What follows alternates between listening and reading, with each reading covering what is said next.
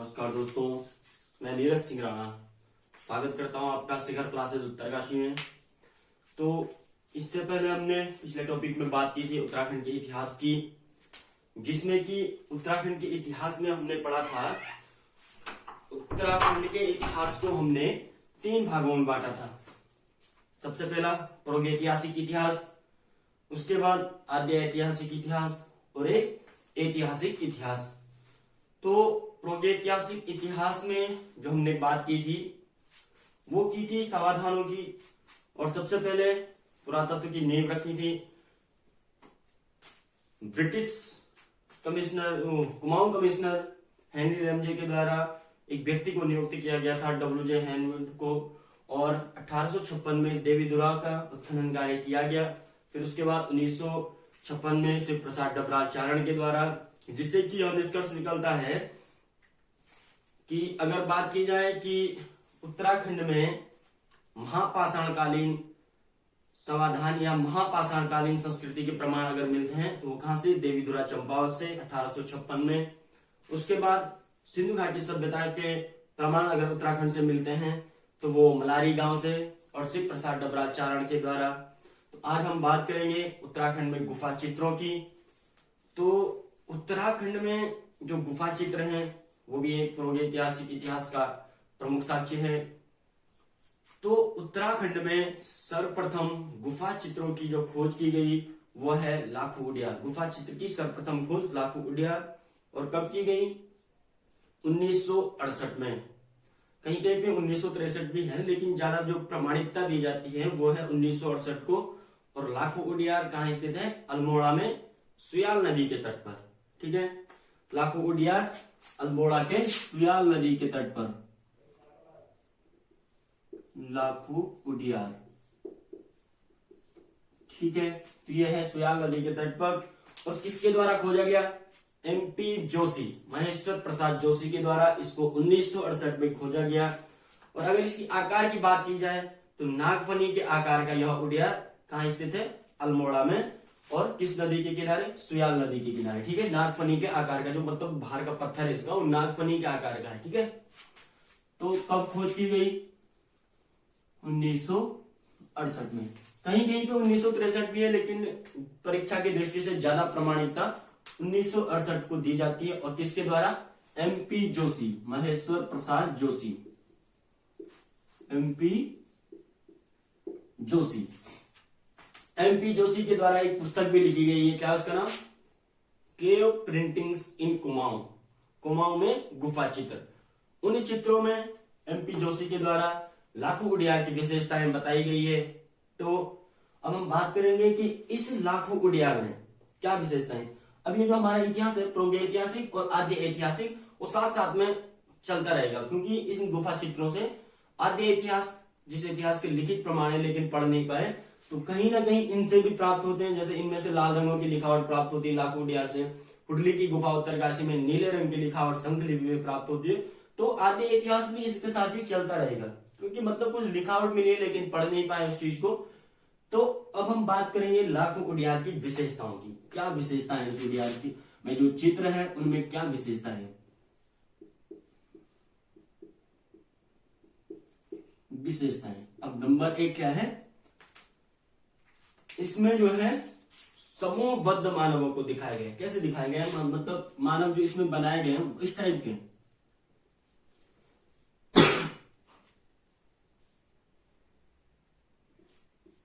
मतलब मानवों को इस टाइप दिखाया गया है और एक साथ में समूहबद्ध दिखाया गया है।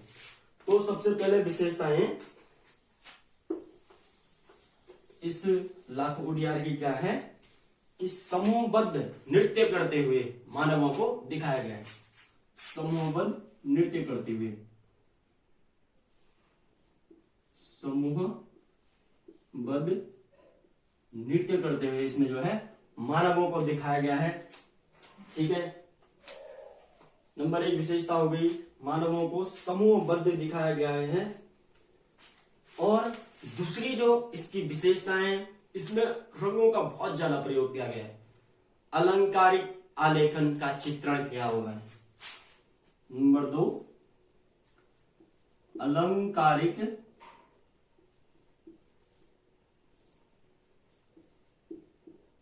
आलेखन। दूसरी विशेषता अलंकारिक आलेखन का चित्रण किया गया है। अलंकारिक आलेखन मतलब जैसे छोटी क्लास में बनाते थे ना साड़ी का किनारा, तो उसमें बहुत सारे रंग अलग अलग डिब्बे टाइप में अलग अलग रंग डाल देते हैं उसमें, तो वही है, चित्रों को जो है बहुत अच्छे रंगों से सजाया गया है, अलंकारिक आलेखन का चित्रण किया गया है। तो नंबर जो 3 है, इसकी जो विशेषताएं हैं, नंबर 3 अभी बात की थी कि लाल रंगों की लिखावट प्राप्त हुई। लाल रंगों की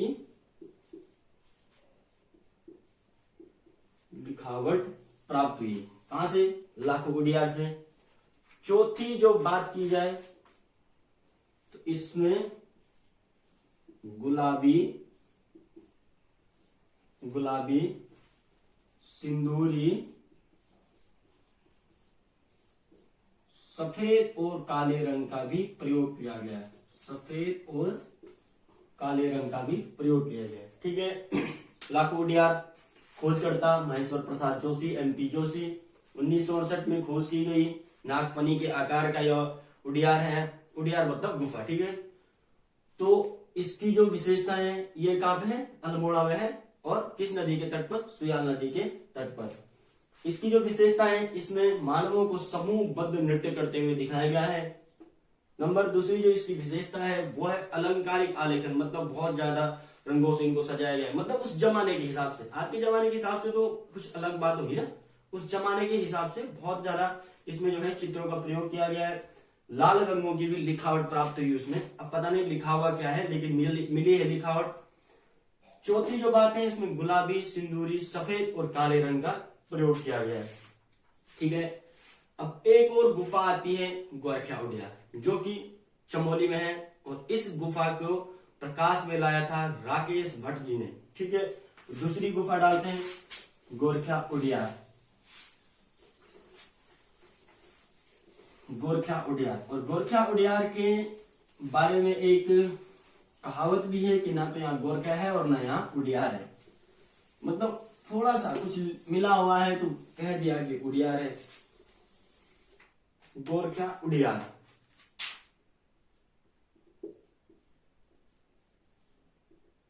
गोरखा उडियार कहाँ है? तो चमोली में। ठीक है। कहाँ है? चमोली में है। अब इसको मतलब चमोली में था, डुंगरी गांव में, चमोली के डुंगरी गांव में स्थित यह गुफा गोरखा उडियार, जिसको प्रकाश में लाया राकेश भट्ट जी ने। और इसकी जो विशेषताएं हैं, इसकी क्या विशेषता है? इसमें चित्रों को ऐसे दिखाया गया है।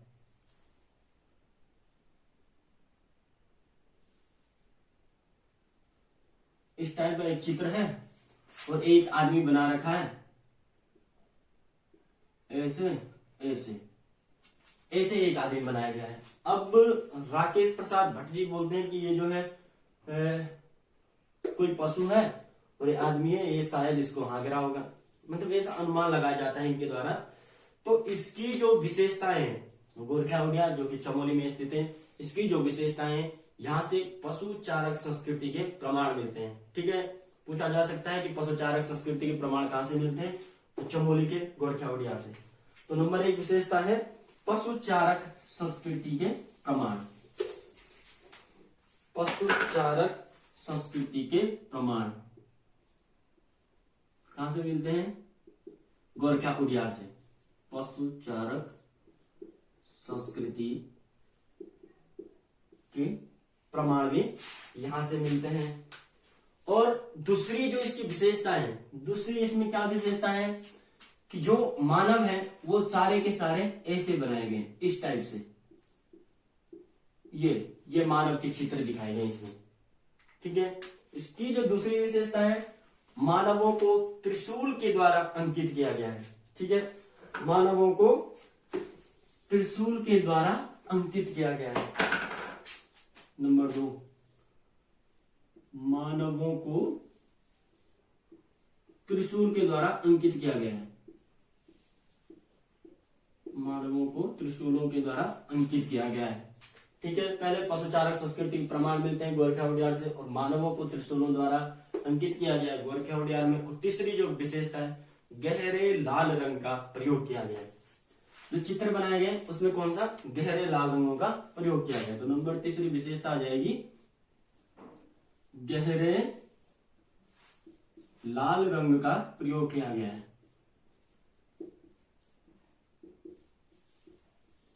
ठीक है, तो अब हम बात करते हैं अगली गुफा की। तो इसमें हम देखेंगे, ये तो हमने देख लिया गोरखा उद्यान पशुचारक संस्कृति के प्रमाण, मानवों को त्रिशूल द्वारा अंकित किया गया है और गहरे लाल रंग का प्रयोग किया गया है। अब एक और गुफा आती है, किमनी गुफा। एक और गुफा का नाम लिखेंगे, किमनी गुफा, जो कि चमोली में स्थित है। किमनी गुफा, और कहा, चमोली में। किमनी गुफा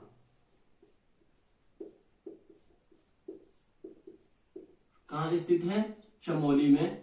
इस गुफा की जो विशेषता है, इसमें सफेद रंग का प्रयोग किया गया है। ठीक है, किस रंग का प्रयोग किया गया है, सफेद रंग का प्रयोग किया गया है। और कहा, किमनी गुफा में, कहां पड़ती है, चमोली में। ठीक है, इसकी एक क्या विशेषता है।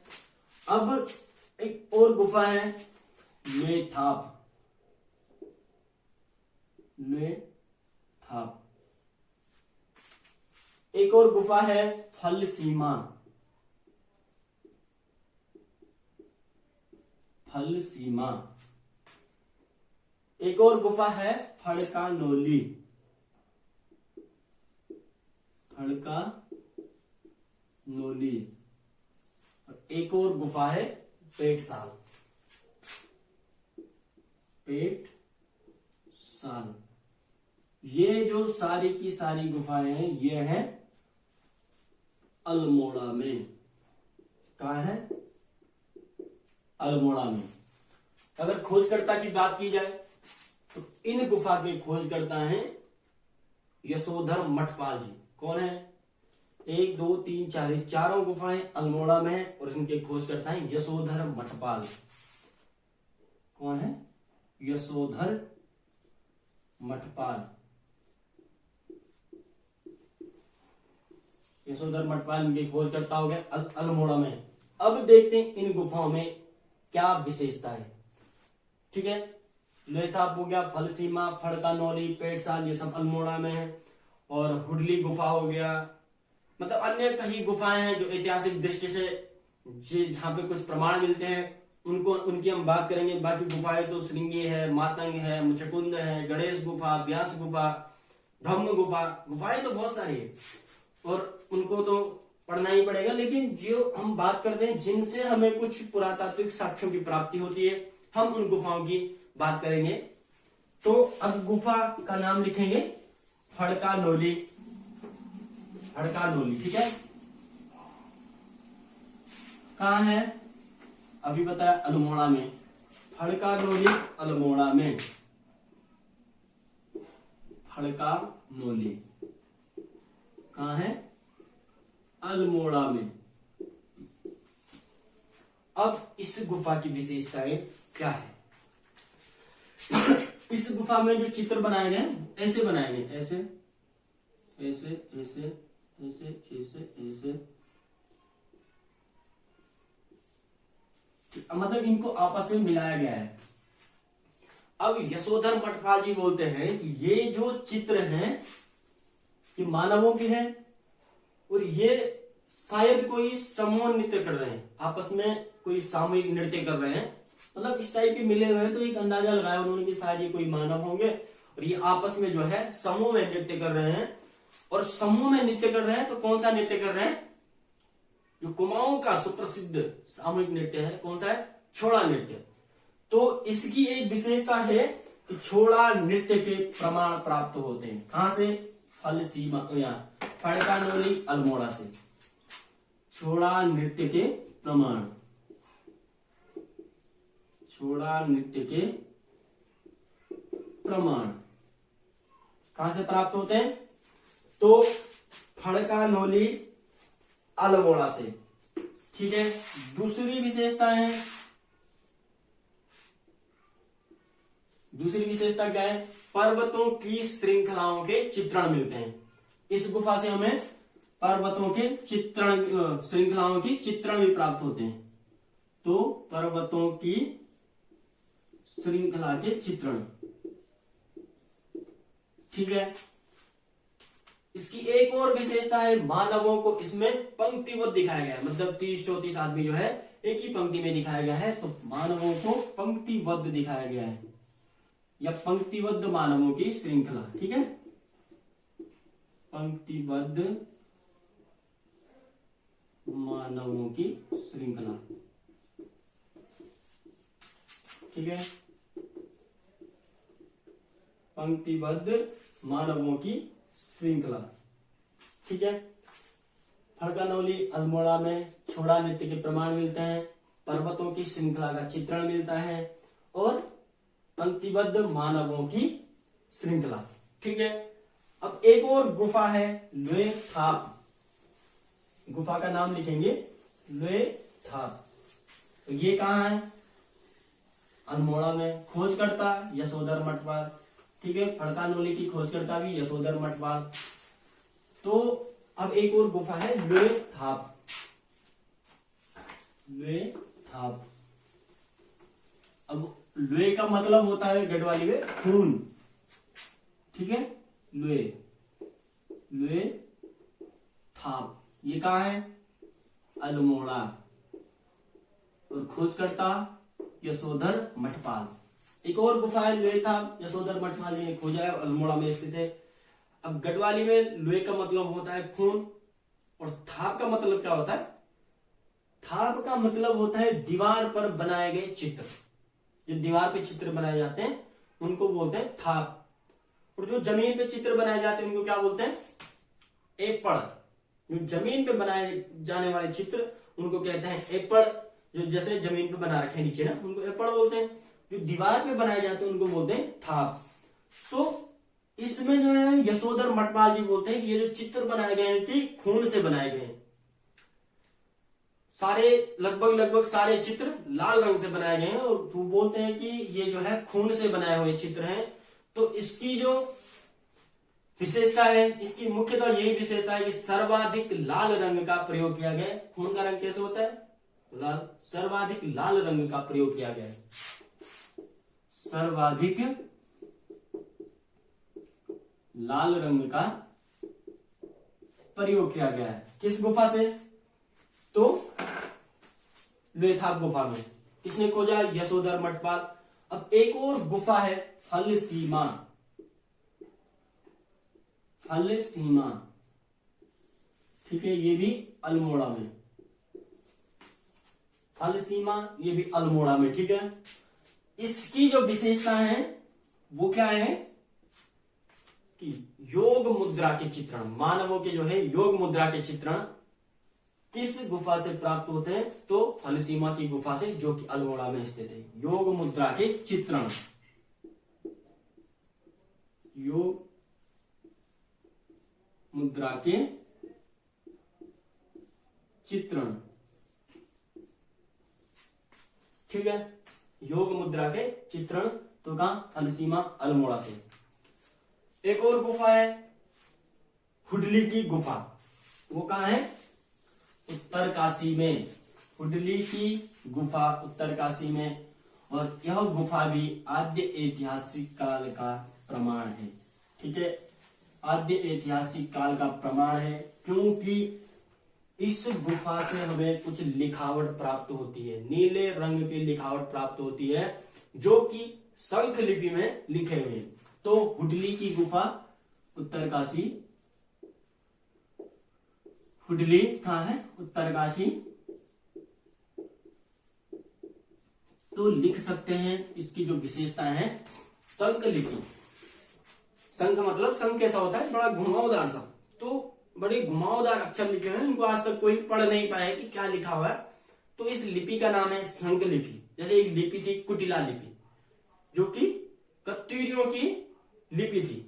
तो कुटिला लिपि, कत्यूर, अगर बात करते हैं कत्यूरियों की कौन सी लिपि थी, तो कुटिला लिपि। ये साथ साथ में हम थोड़ी, अगर कहीं पे वो आता है तो जहां पे भी कोई मिक्स होने की बात आती है तो हम बताते रहेंगे आपको। तो इसमें जो लिपि का प्रयोग किया गया हुडली उत्तरकाशी में, कौन सी? शंख लिपि। और किस रंग से? नीले रंग से।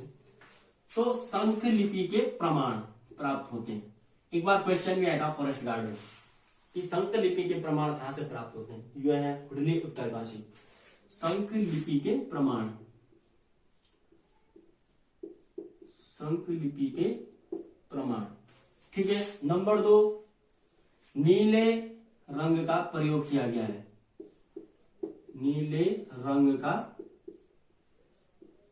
प्रयोग, ठीक है। कहां है हुडली उत्तरकाशी में? इससे क्या विशेषता है? शंख लिपि के प्रमाण मिलते हैं और नीले रंग का प्रयोग किया गया है इस गुफा में। अब एक और गुफा है, वो भेलतरा, भेलतरा जो कि चमोली में स्थित है। भेलतरा गुफा चमोली में। और एक है भेलछड़ा जलप्रपात है, मतलब जैसे ऊंचाई से जल गिरता है तो मतलब झरना टाइप का है। तो भेलछड़ा अगर बात की जाए तो भेलछड़ा कहाँ है? पिथौरागढ़ में। भेलतरा अगर पूछे तो भेलतरा चमोली में, और भेलछड़ा अगर पूछे तो पिथौरागढ़ में। ठीक है। अब हम बात करते हैं आगे की। हमने गुफा चित्र में जो मुख्यतः गुफा थी, बाकी गुफाएं तो अनेक हैं, बहुत सारी गुफाएं हैं। पांडव गुफा है, मातंग गुफा है, सिंगी गुफा है, उत्तरकाशी में ही है। और एक देहरादून में है लाखा मंडल, गुच्छू पानी। गुच्छू पानी की जो गुफा है उसको रोवर केव के भी नाम से जाना जाता है, यानी कि मतलब उसको कह सकते हैं चोरों की गुफा, एक कहावत है। लेकिन उसको स्थानीय भाषा में गुच्छू पानी नाम से जाना जाता है। और देहरादून में एक और है लाखा मंडल, जैसे बद्रीनाथ में है गणेश गुफा, व्यास गुफा। मतलब गुफाएं तो अनेक है, लेकिन जो ऐतिहासिक दृष्टि से महत्वपूर्ण थी उनका अध्ययन हमने यहाँ पे किया। जैसे अल्मोड़ा में है हटवाल घोड़ा गुफा। अल्मोड़ा में बहुत सारे समाधान मिले हैं, गुफाएं मिली है, इसीलिए अल्मोड़ा को जो है प्रागैतिहासिक कला का केंद्र कहा जाता है। हमने पिछले वीडियो में भी बात की थी।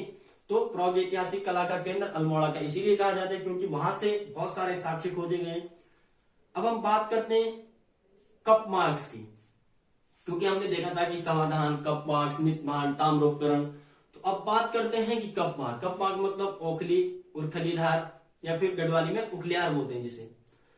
अब ओखली से हम इतिहास क्या लगा सकते हैं, मतलब क्या अनुमान लगा सकते हैं कि ओखली क्या है? सबसे पहली बात, जो ओखली है वो किस काम आती है? धान की कुटाई या फिर मंडवा, ज्वार, जो भी है, मतलब मोटा अनाज कुछ भी है उसकी कुटाई के काम में आता है। तो अब जैसे एक ओखली मिल गई, अब उसका अनुमान लगाया गया कि वो 4000 साल पुरानी है। तो इससे क्या निष्कर्ष निकल सकता है? इससे निष्कर्ष निकल सकता है कि जो हमारा प्रागैतिहासिक काल था उस समय कृषि मतलब मानव जो है कृषि का कार्य करते होंगे, इसीलिए जो है या फिर कृषि से वो परिचित थे। यह अनुमान हम इससे लगा सकते हैं उरखलीधार से। नहीं तो मतलब फालतू आदमी क्यों रखेगा? अब मकान बनाएगा वहां पे 10 उखलियां थोड़ी लगा देगा फालतू, ऐसे कि चलो जी लगा देते हैं। इसीलिए अब मतलब जहां पे ये चीज नहीं होता होगा, जैसे कहीं देश विदेशों में मतलब सारी चीजें अगर नहीं हो पाती ऐसे बड़ी बड़ी, अब तो खैर मशीनें आ गई, इनका प्रयोग बहुत कम हो रहा है। लेकिन पहले के अगर जमाने की बात की जाए तो इनसे ही जो है धान उनकी कुटाई होती थी, घर में ही होता था अपना। तो इससे यह अनुमान लगाया जाता है कि कृषि के प्रमाण में इससे प्राप्त होते हैं। तो इसमें लिखेंगे कप मार्क में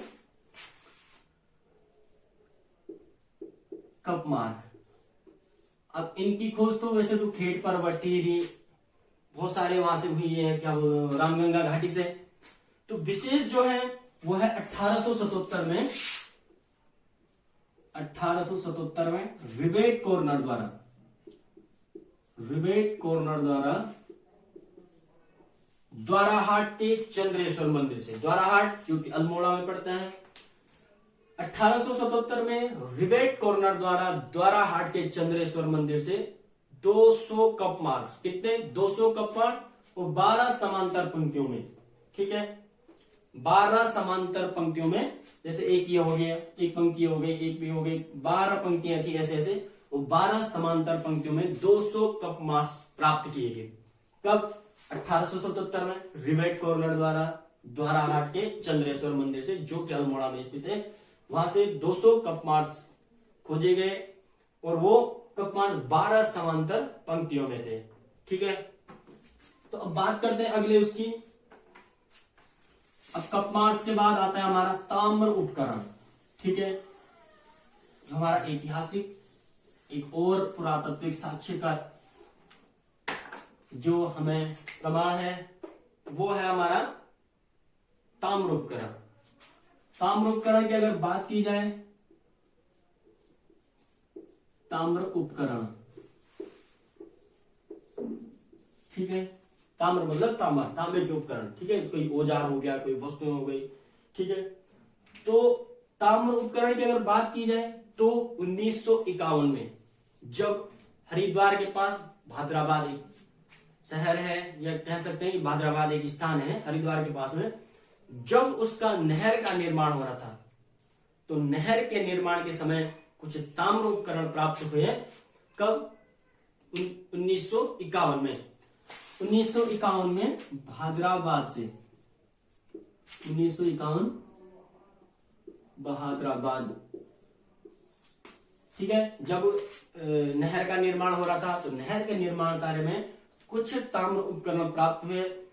फिर इन ताम्र उपकरणों का विश्लेषण किसके द्वारा किया गया? यज्ञदत्त शर्मा, इतिहासकार हैं यज्ञदत्त शर्मा। यज्ञदत्त शर्मा के द्वारा इनका विश्लेषण किया गया। कब? 1952 में। और यज्ञदत्त शर्मा द्वारा जब इनका विश्लेषण किया गया तो यज्ञदत्त शर्मा द्वारा विश्लेषण करने के बाद यह पाया गया कि ये जो, या उन्होंने बताया कि ये जो ताम्र उपकरण है ये कब के? महापाषाण युग के। कब के? महापाषाण युग के। महापाषाण युग के 3 काल बताया था ना पाषाण काल के, पूर्व पाषाण काल, मध्य पाषाण काल और नव पाषाण काल। तो नव पाषाण काल को ही महापाषाण काल कहा जाता है। तो यज्ञदत्त शर्मा द्वारा जब इन ताम्र उपकरणों का विश्लेषण किया गया, कब? 1952 में। ठीक है, 1952 में जब यज्ञदत्त शर्मा द्वारा इनका विश्लेषण किया गया तो उनके द्वारा बताया गया कि ये जो ताम्र उपकरण है ये महापाषाण काल युग के हैं। अब हम बात करेंगे कपमार्क्स की। कपमार्क्स की बात हो गई ताम्र उपकरण की। अब आता है मृत भांड। ठीक है, मृत भांड मतलब मिट्टी के बर्तन, और वो हमें कई जगह से प्राप्त हुए हैं, लेकिन इसमें एक विशेषताएं लिखेंगे कि सर्वाधिक मृत भांड रवाई घाटी से प्राप्त हुए हैं। उत्तराखंड में सर्वाधिक मृत भांड, मृत भांड मतलब मिट्टी के बर्तन, तो सर्वाधिक जो मृत भांड है वो रवाई घाटी से प्राप्त हुए हैं। और रवाई घाटी जो उत्तरकाशी में पड़ती है, उत्तराखंड के उत्तरकाशी जिले में रवाई घाटी है, तो रवाई घाटी में सर्वाधिक मृत भांड पाए जाते हैं। ठीक है, ऐतिहासिक दृष्टि से जो भी मुख्यतः प्रमुख गुफाएं थी, मृत भांड और समाधान, ताम्रोपकरण, इनकी चर्चा हमने आज की उसमें कर ली। अगली जो क्लास होगी उसमें हम बात करेंगे उत्तराखंड के ऐतिहासिक कालक्रम की। तो थोड़ा थोड़ा समझ लेते हैं, बाकी बात अगले उसमें करेंगे। ये मृत भांड हो गया, सर्वाधिक रवाई घाटी से पाए जाते हैं। तो अगली हम बात करेंगे, अगला जो हमारा टॉपिक होगा नेक्स्ट वीडियो में बात करेंगे, जो वो है उत्तराखंड के ऐतिहासिक कालक्रम की। ऐतिहासिक कालक्रम, अब इसको भी हम 3 भागों में पढ़ते हैं, प्राचीन इतिहास, मध्यकाल का इतिहास और आधुनिक इतिहास। 3 भागों में इसको भी पढ़ेंगे, प्राचीन, मध्य और आधुनिक। अब बात कर लेते हैं कि प्राचीन इतिहास में क्या पढ़ेंगे, मध्यकाल में क्या पढ़ेंगे और आधुनिक में क्या पढ़ेंगे। अब जो हम प्राचीन इतिहास में पढ़ेंगे, ऐतिहासिक काल के प्राचीन इतिहास में, कहाँ की बात हो रही है? उत्तराखंड की। प्राचीन में हम बात करेंगे महाभारत काल से, जो हमें पूरा उत्तराखंड का ऐतिहासिक जो कालक्रम है महाभारत काल से और कल तक जो भी हुआ, मतलब पिछले भूतकाल में जो भी हुआ है वो सब पढ़ेंगे। लेकिन एक विशेषताएं जो दी जाती है महाभारत काल से, और जब हमारा राज्य अलग हो गया, पृथक राज्य हो गया 9 नवंबर सन 2000 को जब इसकी स्थापना हुई, तो तब तक हम इस इतिहास को पढ़ेंगे। तो इस कालक्रम को हमने 3 भागों में बांटा है। तो प्राचीन इतिहास की अगर बात की जाए तो महाभारत काल से और कब तक, 330 एडी तक, 330 एडी, एडी मतलब ईस्वी, ठीक है। महाभारत काल से और 330 एडी तक अगर हम बात करेंगे तो कुलिंद वंश की, महाभारत काल से 330 एडी, एडी ईस्वी मतलब प्लस में, एक था ईसा पूर्व माइनस में, ये प्लस में ईस्वी, जैसे आज 2024 चल रहा है, कभी एक भी रहा होगा, सन एक रहा होगा, 0, फिर ईस्वी पूर्व में एक रहा होगा, ईस्वी पूर्व में 2 रहा होगा, ऐसे ऐसे करके। तो हम एडी की बात करें ईस्वी की प्लस में, तो 330 एडी तक हम बात करेंगे कुलिंद वंश की। कुलिंद वंश, अकेले कुलिंद वंश नहीं, उनके समकालीन जो भी रहे होंगे उनकी बात करेंगे 330 एडी तक, ठीक है। महाभारत काल से 330 एडी कुलिंद वंश। उसके बाद हम बात करेंगे 330 एडी से और 450 तक, 450 एडी तक बहुराजकता। बहुराजकता मतलब अनेक राजाओं का जो है यहाँ पर आधिपत्य रहा, तो बहुराजकता का काल रहा है। तो इसमें हम बात करेंगे बहुराजकता के काल की, बहुराजकता, ठीक है। अब 450 एडी से और 647 एडी, 450 से 647, 450 एडी से और 647 एडी तक हम बात करेंगे किसकी, पौरव राजवंश की और इसके समकालीन जो भी रहे होंगे, पौरव राजवंश एवं समकालीन, ठीक है, बात करेंगे। महाभारत काल से 330 एडी कुलिंद वंश, 330 से 450 बहुराजकता और 450 से 647 तक पौरव वंश और 647 से हमारा शुरू हो जाएगा कत्यूरी राजवंश, कत्यूरी राजवंश। ये हो गया हमारा प्राचीन इतिहास। महाभारत काल से 330, 330 से 450, 450 से 647 और 647 में आ जाएगा कत्यूरी राजवंश। अब हम बात करेंगे मध्यकाल के इतिहास की, ठीक है। तो मध्यकाल में हम क्या पढ़ेंगे, ठीक है, प्राचीन इतिहास में हम ये पढ़ेंगे। मध्यकाल के इतिहास में हम पढ़ेंगे कुमाऊं का चंद वंश और गढ़वाल का परमार राजवंश, ठीक है। कुमाऊं का चंद वंश मध्यकाल, एक तो है कुमाऊं का चंद वंश, कुमाऊं चंद वंश, ठीक है। और कब से कब तक कुमाऊं का चंद वंश, और इसके बाद परमार वंश गढ़वाल का, ठीक है। चंद वंश हमारा शुरू हो जाएगा 700 ईस्वी से और 1790 ईस्वी तक, 700, कहीं कहीं पे 1100 भी लिखा गया है, लेकिन हम 700 से पढ़ेंगे, 700 से और 1100 ईस्वी मतलब एडी तक, ओ सॉरी 700 से 1790, 700 से 1790 ईस्वी तक हम पढ़ेंगे चंद वंश, कुमाऊं का चंद वंश, ठीक है। और परमार वंश की अगर बात की जाए तो 888 ईस्वी से 888 में पवार वंश की स्थापना हो जाएगी, परमार वंश की, और ये पढ़ेंगे हम 1815 तक, 18 बीच में इसका वैसे 2 कालखंड आता है, क्योंकि 804 से यहाँ पे जो है गोरखा शासन शुरू हो गया था, खुड़बुड़ा के युद्ध में प्रद्युमन शाह को हरा के यहाँ पे जो है गोरखा शासन स्थापित हो गया था, और 1815 में संगोली की संधि के बाद ये जो है अलग हो गया था टिहरी रियासत में, और इधर जो है ब्रिटिश कुमाऊं के रूप में ये पृथक पृथक हो गया था। अब हम आधुनिक इतिहास में बात करेंगे, ठीक है, जो हो गया मध्यकाल के इतिहास में कुमाऊं का चंद वंश और परमार वंश, इनका हमने कार्यकाल देख लिया, 700 ईस्वी से 1790 कुमाऊं का चंद वंश और 888 से 815।